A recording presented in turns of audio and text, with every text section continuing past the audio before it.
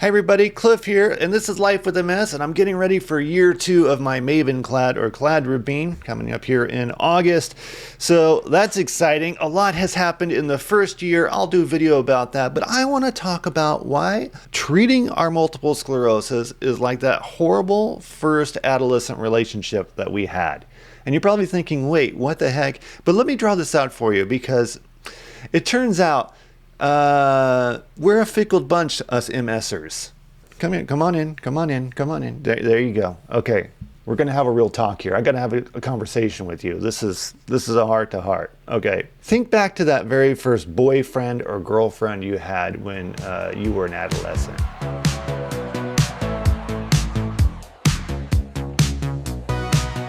Remember that one? The one you thought was your first true love, the most amazing person you had ever met, the one that truly understood you. You're so dreamy, Johnny. You too, Debbie. Only to find out a few months later they chewed with their mouths open or they smelled. And I got to thinking that treating multiple sclerosis is a little bit like that first adolescent love that we had, right? In a sense that we get prescribed a DMT, disease-modifying therapy, and we commit to it, but ultimately there's a 70% chance that we're not going to be with that DMT within the first 2 years. So if you've had to switch DMTs or you've been thinking about switching DMTs, it's not you, it's them. And this begs the question, why is treating our multiple sclerosis kind of like an adolescent dating game? What's up with that? And just like back then, you have to ask yourself, if you decide to break up with your DMT, what's going to happen to you or your brain or your spine during that in-between time when you're not with another DMT? Like back then, you could experience rebound effect. You'll do. All right, so let's get into it. Obviously, today we're talking about DMTs, and we're talking about the things that concern us about DMTs and starting a DMT or switching a DMT. And the numbers are staggering. I didn't really expect this. What I thought maybe I was unusual in switching out from one DMT to the next, to the most current one, but it turns out that's not the case. A lot of people play the pharmaceutical musical chairs. And I guess the overall question would be, what happens to our brains and our spinal cords when the music stops and there's no chairs left? All right, so when we first start our DMTs, we're looking for something to help stop the attack on our nervous systems, to protect our brains, to protect our spine, and overall, make sure we have our ability to walk in a few years. That's kind of important. In fact, I found an enormous cohort study that said these drugs get dumped or discontinued a whopping 68.2% of the time within the first 2 years. So why the high breakup rate? There's gotta be a good reason for this. Is it us or is it them? And statistically speaking, according to the studies, 80% of us are terrified of losing our ability to walk, as I mentioned before. That is one of the big reasons people feel like if their thing isn't working, they've got to do something quickly to make sure it is. And in that process, we will put up with a lot, but all of us have our limits. And I have to tell you, with Ocrevus, it was the fatigue and the crap gap, and with Kesimpta, it was the fatigue. I really had to dig deep to move on to Mavenclad, thinking, God, do I have to go through this again? But it turned out really, really well. So I guess the underlying message is here is if you're dealing with this stuff, don't settle, keep looking.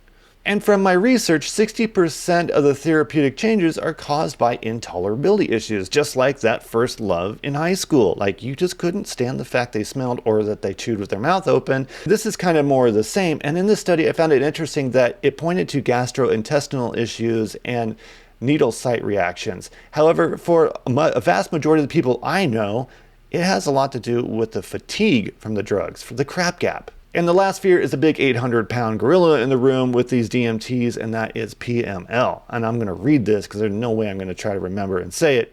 Progressive multifocal leukoencephalopathy, PML. I know you've heard of it before, and it's a problem with these DMTs.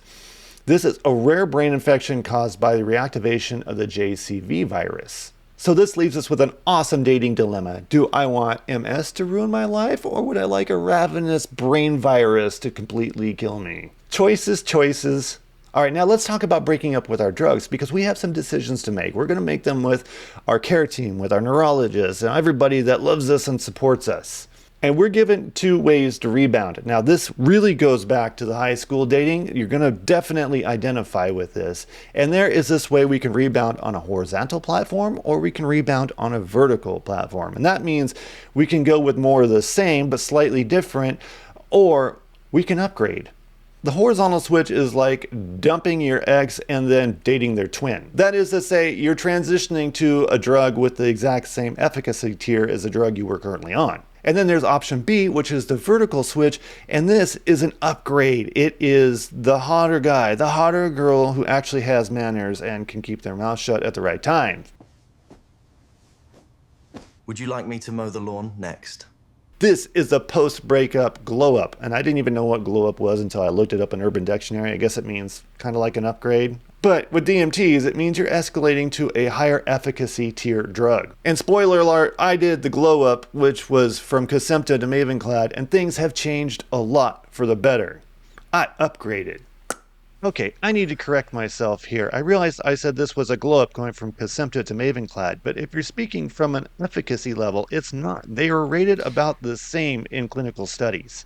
So back to the show. When researchers matched up nearly 5,000 switchers, what they found was almost a unanimous consent of people glowing up. The vertical switchers were very happy in their new relationships. And there's some good numbers to this. When you upgrade vertically, there is studies that show that there's a 46% chance that you're going to achieve NIDA 3. And if you watch my other videos, you know that means no evidence of disease activity according to 3 tiers. Compared to the 33.7% of people that made the horizontal switch, that went with the twin. They're like, slightly different, but kind of all the bad habits of the original. And to make this vertical lemon a little bit more worth the squeeze, 56% of the people that took the vertical route, option B, experienced a 56% reduced chance of increased disease activity. So basically, if you do the horizontal switch, you're dumping the guy who plays too many video games for another guy that plays a lot of video games, but they're different ones. And vertical switching is someone that can actually do their own laundry and has a life. But then there's the awkward single phase and the strict parents. And this is when we're vulnerable, so we really have to be in tune with what's going on. At least